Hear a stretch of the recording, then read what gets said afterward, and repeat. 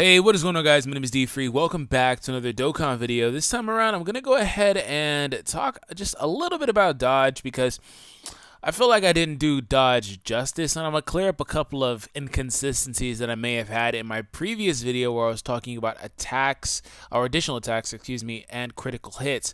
So anyways, I hope you guys enjoy it. If you haven't seen that previous video, go check it out. It was still a good video, but it was recorded early in the morning, so my mind kind of slipped on a couple of things. So I wanted to kind of make sure I give you guys the most accurate information. So let's go ahead and begin with this.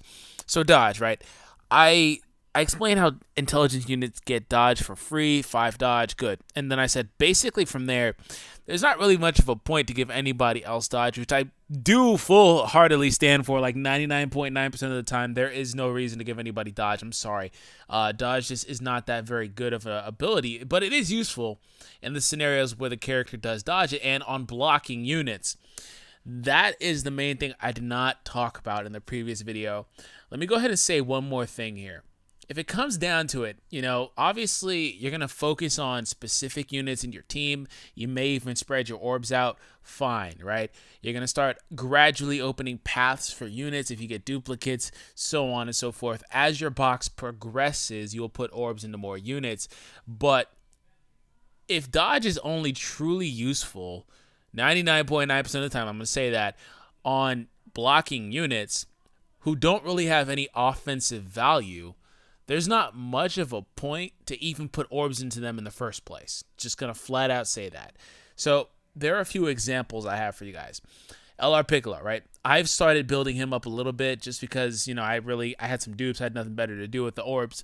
I've since been sitting on the orbs. Like I have like 1,000 orbs, I think. Yeah, 828. Anyways, been sitting on the orbs since, right? But like you said, he has 5 here for free. Dodge. When Piccolo dodges, it's very, very cool because obviously he doesn't take very much damage. His allies don't take very much damage due to the way his passive works. And then dodges allow you to escape any damage as a whole. You don't tank it, you just don't get hit. And that's the same thing that the Super Saiyan 4s do. They dodge and then they counter whenever you see them counter a super attack. So that's why they don't take any damage from that super attack. So it's like a 2-in-1 kind of thing with them. But still, dodge allows you to avoid super attacks, so it can be super clutch. So a unit like this guy, like Janemba, like AGL Golden Frieza, those guys who have no offensive value, dodge is very good on them. Because they're not taking any damage most of the time because they're tanking well, and then that just allows them to take even less damage. Because even if a lot of these guys too, unless they're like a damage mitigation unit like Frieza, Vegito is one of them, but he doesn't really apply to this. Super Saiyan 3 Vegeta is a really good example, but these guys that get defensive increases, they still take a crap ton of damage from super attacks. That defensive number needs to get super high for them not to take a lot of damage from the super attacks. But these guys like Golden Frieza, AGL, those guys, even Tech Frieza, he has the same thing. They take a lot less. And Piccolo is a good example of this because the game, if you have duplicates, it's going to force you to get criticals or additionals. It's not going to only let you get dodges, right? So in the scenarios where it will let you get a dodge, you can do it, which I think this is one on the right, which I didn't do. I gave it doubles instead, so he has a chance at that. But I was going to give him the dodges down here because there's dodge in like one of these. This one right here. And that one actually.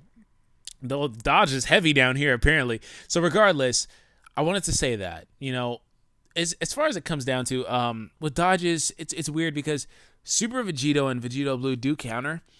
I would not bother giving it to Super Vegito. Why? Because Super Vegito doesn't get an additional attack built in. Vegito Blue does. So I generally just don't even bother with Super Vegito because he just wants the additional attacks and the crits. This is my build for my Super Vegito at the moment. He gets the 5 for free, and then obviously, which I haven't given him this one yet. Oh, I didn't even know that. I'm going to give him 3 there, which will give him 17 additionals. And then they maybe choose between that here, that there, and then you come down the bottom right path. I literally didn't know. I never gave him that. I'm going to do that. But, this is kind of the build for him. Why dodge? There's no point, really. Unless he's going to come up clutch and dodge a super attack, there's not much of a point because dodge probably has the lowest rate of activating from my experience. Maybe that's because I just never really get it pretty high, but it seems to have a pretty low chance of activating anyway. I don't know if dodge is in the bottom left. It is not. Okay, so that's just kind of how it works. And the cool thing about Vegito Blue getting dodge, which I gave Vegito Blue dodge, I'm going to show you him. I've got it sorted with only my heroes in here. Well, actually, I'll turn the villains back off. Vegito Blue. Right, so my Vegito Blue right here, I've given him dodge 3. And there was a funny video where he dodged twice in a row and got 2 counters off.